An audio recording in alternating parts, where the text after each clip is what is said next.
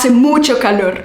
Y cuando hace calor, las chicas guapas encendemos el aire acondicionado y leemos literatura argentina. Si quieres leer en español pero no sabes por dónde empezar y te asusta revisar el diccionario cada 2 líneas, no te preocupes. Te traigo 3 cuentos cortos, entretenidos y perfectos para mejorar tu español. 2 recomendaciones para que saques el máximo provecho a tu lectura. Escucha mientras lees. Te dejo los enlaces de los 3 cuentos que vamos a leer en la versión de audio para que leas y escuches al mismo tiempo. Subraya las palabras que no conoces y después las buscas.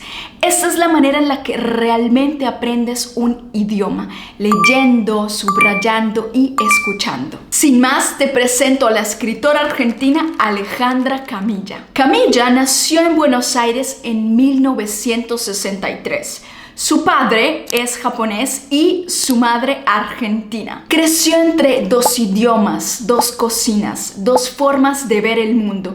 Y esto es visible en su literatura. Arranquemos con el primer cuento titulado Desayuno Perfecto. ¿Por qué empezamos con este? Porque es el más cortito de los 3 y es genial para entrar en la autora, en Camilla, sin asustarte. ¿De qué trata el cuento? Una mujer despierta en Tokio.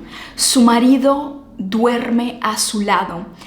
Ella tiene que preparar el desayuno perfecto y para eso necesita ir al mercado. Se levanta muy temprano, elige el pescado más fresco, vuelve rápido y empieza a cocinar el desayuno. Tiene que hacer esto antes de que su esposo y su hijo se despierten. Al final, este cuento te deja con una pregunta o con 2 preguntas muy interesantes.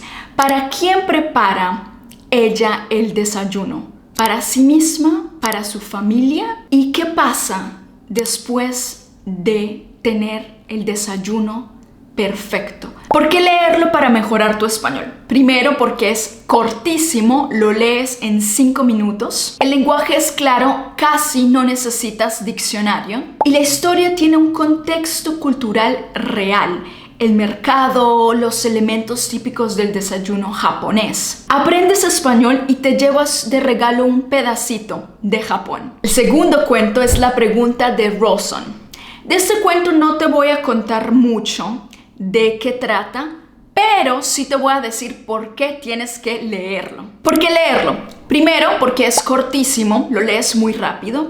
Segundo, porque te cambia la perspectiva. El narrador es un perro y los protagonistas del cuento también son perros. Camilla en sus cuentos suele tener estos personajes como protagonistas, los animales, pero no son los animales porque sí, son los animales como una especie de espejo ante lo humano. Tercero, porque el lenguaje es muy claro, te envuelve durante su lectura.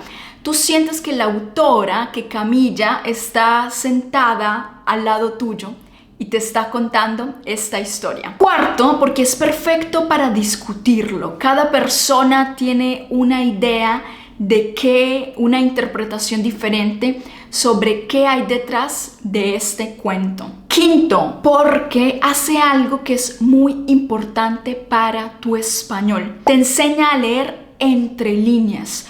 Tú tienes que entender no solo lo que la autora está escribiendo, sino qué hay detrás de esto. Y esto es una habilidad de nivel B1, pero está camuflado un C1, un entendimiento realmente profundo de la lengua. Te dejo solamente el epígrafe del cuento para que te animes a leerlo. Es una cita que dice: lo que diferencia a los seres humanos de los animales es la conciencia de muerte.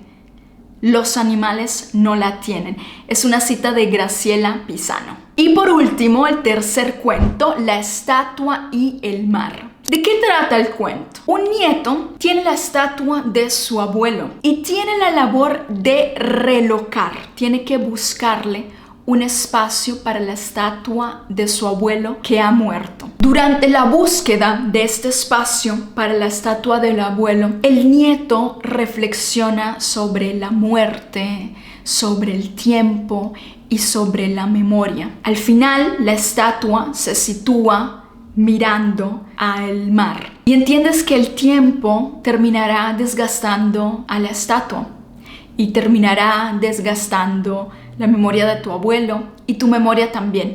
Y esto que te estoy diciendo no es un spoiler del cuento, porque el cuento, más que enfocarse en qué ocurre, se enfoca en qué pasa emocionalmente dentro del nieto. ¿Por qué leerlo?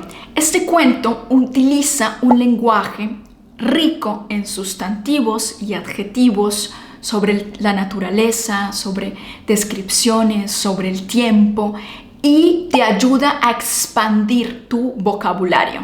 Es una práctica fantástica para los tiempos pasados en español, porque el relato muestra un equilibrio perfecto y además puedes ver cómo se usan los tiempos pasados en español en un contexto literario real. Aunque Camille es argentina, en este cuento su prosa es muy limpia y muy universal.